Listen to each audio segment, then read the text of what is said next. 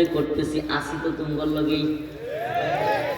এরা যখন বাংলাদেশের মুসলমানদের সামনে থাকে, দাড়ি টুপি পাঞ্জাবি লাগায়, আবার মাঝে মাঝে হিজাব লাগায়। নির্বাচনের আগে কি লাগাইতো হাসিনা? হিজাব লাগায়। আবার ভারতে গিয়ে বলে কলু ইন্না মাআকুম, আমরা তো তোমাদের সাথেই আছি। এটা কে বলেন? আল্লাহ।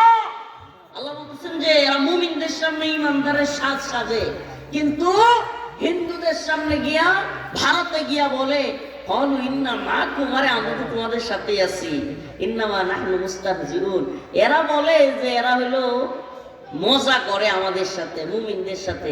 আল্লাহরে ধোঁকা দেয়, মুমিনদেরকে ধোঁকা দেয়। আল্লাহ বলে না না, অসম্ভব। ইখাদিউনাল্লাহ ওয়াল্লাযীনা আমানু,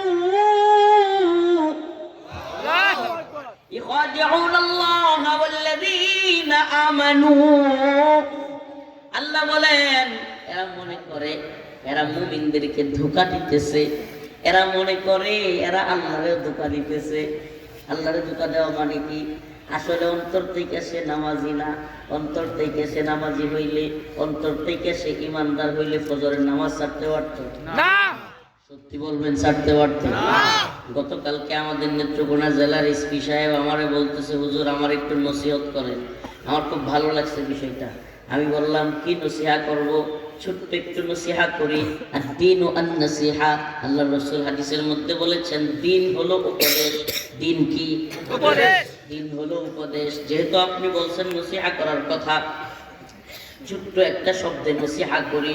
আমাদের সালাফগণ যেটা করতেন, সাহাবায়ে কেরাম যেটা করতেন, আল্লাহর নবীর সাহাবায়ে কেরাম কেউ যদি বলতো আমাকে নসিহত করেন, তাইলে সাহাবায়ে কেরাম যে নসিহত করতেন এক কথায় সেই নসিহত আপনাকেও করি, ইত্তাকুল্লাহ, আল্লাহকে ভয় করুন।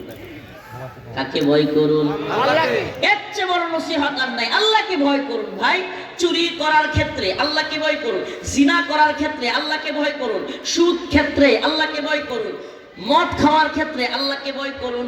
যত ধরনের খারাপ কাজ আছে, কোনো কিছু সামনে আসার সাথে সাথে যদি কোনো ব্যক্তি মনে করে আমাকে তো একজন মালিকের সামনে গিয়ে দাঁড়াইতে হবে, কি করতে হবে? একজন মালিকের সামনে দাঁড়াইতে হবে। ওয়াকুল্লুহুম আতিহি ইয়াওমাল কিয়ামাতি ফারদা।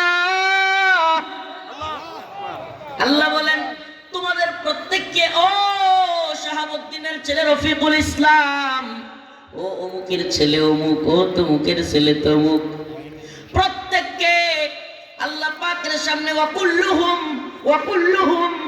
আতিহি ওয়াকুল্লুহুম আতিহি ইয়াওমাল কিয়ামাতি ফারদা। এক এক করে 100 জন নিয়ে যাওয়ার সুযোগ নাই।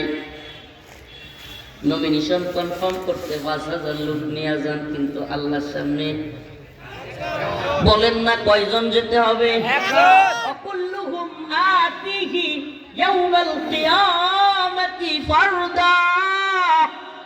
এই বেটাই, তোমারে বলছি বুঝো নাই? তোমার এই বেদাম বিক্রির সব টাকা আমি দিব, প্লিজ কাও বসো। বুঝতেছো না বেটা? এটা একটা দৃষ্টির ইয়া লাগে, বয়ানের একটা ইয়া চলে যায় ভাই, মুড নষ্ট হয়ে যায়। وكلهم آتيه يوم القيامة فردا। আমাদের প্রত্যেককে আল্লাহর সামনে হাজির হতে হবে। কয়জন করে? বলেন কয়জন করে? একজন করে হাজির হইতে হবে। সকলকে একজন একজন করে। আর কি সফলতা অর্জন করবা এই দুনিয়ায়? এই বাংলাদেশে সর্বোচ্চ পাওয়ার প্রধানমন্ত্রী, তার চাইতে বেশি ক্ষমতা তো বাংলাদেশে আর কোনো পাওয়ারের নাই। আছে? 3-4 বারের প্রধানমন্ত্রী, বাংলাদেশের সবচাইতে প্রভাবশালী ক্ষমতাশালী প্রধানমন্ত্রী পালায় গেছে কি যায় নাই?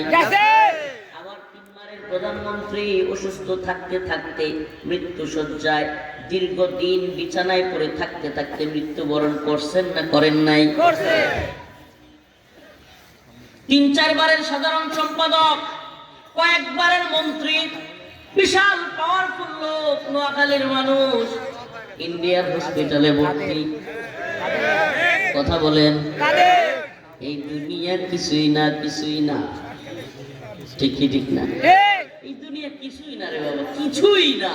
এটা আপনি একটা রঙিন আপনাকে একটা খোয়াব, একটা স্বপ্নের মতো আপনার সামনে হাজির, মনে হচ্ছে আরে কত সুন্দর, সুজলা সকলা, পরিপাটি, কত নাজ নিয়ামত, কত বুক, কত কিছু। আসলে কিছুই নাই। কেন কিছুই নাই? আরে যে ব্যক্তি খাইছে, এই ব্যক্তির যদি আবার 2 প্লেট খাবার দেন খাইতে পারবে? কেন বললাম? আরে ভাই, পেটের মধ্যে যদি খিদা থাকে, প্রচুর খিদা, বিরিয়ানি পছন্দ করেন? কি পছন্দ করেন? মনে করেন কোন ব্যক্তি বিরিয়ানি পছন্দ করে, পেটের মধ্যে প্রচুর খিদা, বিরিয়ানি দিছে, হাই রে মজা আর মজা, 2 প্লেট খাইয়া ফেলছে, ভর পেট, ডেপ ছাড়তেছে। কি ছাড়তেছে? উপর দিয়ে এরকম ছাড়তেছে।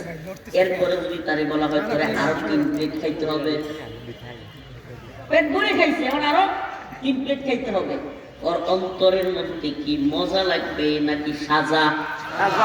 তার মানে বোঝা গেল এই খাওয়ার মজাটাও কিছু সময়ের জন্য, ঠিক না? ঘুমের মজা, মনে করেন আপনি রাত্রে ঘুমান নাই, সারা রাত ঘুমান নাই, পরের দিন দিনেও ঘুমাইতে পারেন নাই, হারি বাপরে পরের দিন যে ঘুমে এত মজা লাগবে, মনটা চাইব সারা রাত ঘুমাই। মনে করেন ঘুমাইছেন, এশার পর থেকে নিয়ে ফজর পর্যন্ত ঘুমাইছেন, আবার ফজরের পর থেকে জোহর পর্যন্ত ঘুমাইছেন। এখন যদি কয় জোহর পরে লাঠি নিয়ে তুই এখন থেকে নিয়ে আবার আগামীকাল ফজর পর্যন্ত ঘুমাইতে হইব, এই লোক ঘুমাইতে পারবে? বোঝা গেল ঘুমের মজা শেষ। ঘুমের মজা কি? আরে দুনিয়ায় খাওয়ার মজা, ঘুমের মজা, পেট ভরে খাওয়ার পরে আরো 2 প্লেট দিলে আর মজা থাকে না। ঘুমায় গেলে ঘুমের মজা যখন শেষ হয়ে যায়, বিছানা থেকে উঠতে মনে চায়, মন চায় একটু হাঁটি, মন চায় একটু চা খাই, একটু ঘুরি, তখন যদি বলা হয় আরো বিছানায় 2 দিন ঘুমায়, এটা কি আরাম হবে না সাজা? আল্লাহ তাআলা যেন সব কিছুর মধ্যে মজা শেষ করে দিয়া। আপনি কিছুদিন দেখবেন, আমি জানি না আপনাদের হয় কিনা, আমার হয়েছে, মনে করেন কোন একটা জিনিস আপনি খুব পছন্দ করেন, খাবার, কিছুদিন খাবেন খাবেন খাবেন খাবেন, একটা সময় গিয়ে দেখবেন ও মা এটা ভালো লাগে না। এটা আমার হয়েছে, আপনাদের হয় কিনা জানি না। কোন একটা জিনিস পছন্দ করি, কিছুদিন খাই, খাওয়ার পরে দেখা যায় এই জিনিসটা আর ভালো লাগে না। ঠিক কি ঠিক না? কেন? কারণ হলো আল্লাহ পাক বুঝাইতে চান এই দুনিয়ার মজাটা অল্প সময়ের জন্য। কতটুক সময়ের জন্য? এই দুনিয়ার মজা অল্প সময়ের জন্য। এই জন্য ঈমানদারদের জন্য আল্লাহর কাছে রয়েছে এক চূড়ান্ত সফলতা, জান্নাত। চূড়ান্ত সফলতা কি? জান্নাত। ফামান যুহজিহা আনিন নার ওয়া উদখিলাল জান্নাতা ফাকাদ ফাজ ওয়া মাল হায়াতুদ দুনিয়া ইল্লা মাতাউল গুরুর। আর এই দুনিয়ার ব্যাংক ব্যালেন্স, টাকা পয়সা, বাড়ি গাড়ি, নারী, বিদেশে ছেলেকে পাঠাইতে পারা, লক্ষ টাকার চাকরি, কোটি টাকার বাড়ি কিংবা গাড়ি, এই দুনিয়ার এমপি, চেয়ারম্যান, মন্ত্রী, কমিশনার কিংবা কিছু হওয়াকে তুমি সফলতা মনে করতেছো? আমার রব বলেন না না না না না, এগুলার কোনোটাই সফলতা না। আল্লাহর কাছে সফলতা হলো জাহান্নামের আগুন থেকে মুক্তি পাওয়া। আল্লাহর কাছে সফলতা কি ভাই? আল্লাহর কাছে সফলতা কি ভাই?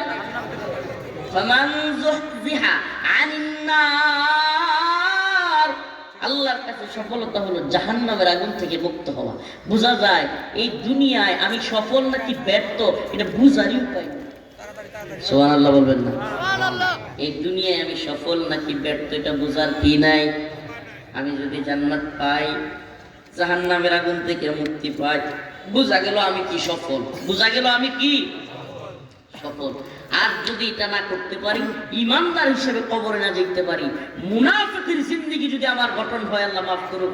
অনেকে আমাদের মধ্যে আছে কি জানেন, আরে বিরাট বড় নিজের মুমিন মনে করি, নাউযুবিল্লাহ মিন যালিক। আল্লাহ রাসূলের সাহাবায়ে কেরাম নিফাকের ভয় করতেন, হযরত ওমর নিফাকের ভয় করতেন, হযরত আবু বকর নিফাকের ভয় করতেন। আরে হযরত আবু বকর, হযরত ওমর, বিশেষ করে হযরত ওমর তো আল্লাহর নবীর এক সাহাবীর কাছে রাসূলুল্লাহ সাল্লাল্লাহু আলাইহি ওয়াসাল্লাম একটা লিস্ট দিয়েছিলেন। লিস্ট কি? মুনাফিকের একটা লিস্ট দিয়েছিলেন। হযরত ওমর ওই লোকের কাছে গিয়ে খালি জিজ্ঞেস করতেন, ভাই আমার নাম তো আর নিফাকের লিস্টে নাই। সুবহানাল্লাহ। বলতেন ভাই মুনাফিকের লিস্টে কি আমার নাম আছে? আরে যে ওমরের আল্লাহর রাসূল বলেছেন রাদিয়াল্লাহু আনহুম ওয়া রাদু আন, যাদের ব্যাপারে আল্লাহ বলেন আমি নিজে তাদের প্রতি রাজি, তারাও আমার প্রতি রাজি, জান্নাতের সুসংবাদ পাওয়া, আশারায়ে মুবাশশারার 10 জন আল্লাহর প্রিয় সাহাবীর একজন হলো হযরত ওমর। আরহাম উম্মতি বিউম্মতি আবু বকর ওয়া আশাদুহুম ফি আমরিল্লাহি ওমর। সুবহানাল্লাহ। সেই ওমর রাদিয়াল্লাহু আনহু, যার আল্লাহ রাসূল বলেছেন যাকে জান্নাতের সুসংবাদ দুনিয়াতে দেয়া হয়েছে, সেই লোক নিফাকের ভয় পাইতেন। কি পাইতেন? নিফাকের ভয় পাইতেন। আর আমরা নিজেরে এমন ইমানদার মনে করি, এমন নিশ্চিন্তা মনে করি, আমি নামাজ পড়ি না কি হইছে, আমি বড় ইমানদার, নাউজুবিল্লাহ। আমি রোজা রাখি না কি হইছে, আমি বড় ইমানদার। সাইজ চলে দাওয়াত দিতে গেলে, ভাই আসসালামু আলাইকুম, ভাই একটু মসজিদে আসতেন, ভাই ভাই আসুন না একটু মসজিদে যাই। ওরে বাবা, আর মিয়া আমি কি আপনার সাথে কম ইমানদার নাকি? আমি নামাজ পড়লে কি সামনে নামাজ চাইতে আমি বড় ইমানদার? সাবাবাজ আছে না নাই? আছে। আমি বলি ভাই আপনি কেমন ইমানদার? আপনার যে ঈমান আপনাকে চায়ের স্থল থেকে মসজিদ পর্যন্ত নিতে পারে না, আপনার ওই ঈমান আপনাকে জাহান্নাম থেকে জান্নাতেও নিতে পারবে না। যদি জান্নাতে যেতে চান নামাজ পড়তে হবে, কি হবে না? প্রথম শর্ত হলো ইমানদার হইতে হবে। আল্লাহ বলেছেন ইন্নাল্লাযীনা আমানু ওয়া আমিলুস সালিহাত কানাত লাহুম জান্নাতুল ফিরদাউস নুজুলা। প্রথম হলো ঈমান আনতে হবে, তারপরে জান্নাত। প্রথম কি? তারপরে প্রথম কি? তারপরে নেক আমল। ঈমানের পরে নেক আমল, তারপরে হলো কানাত লাহুম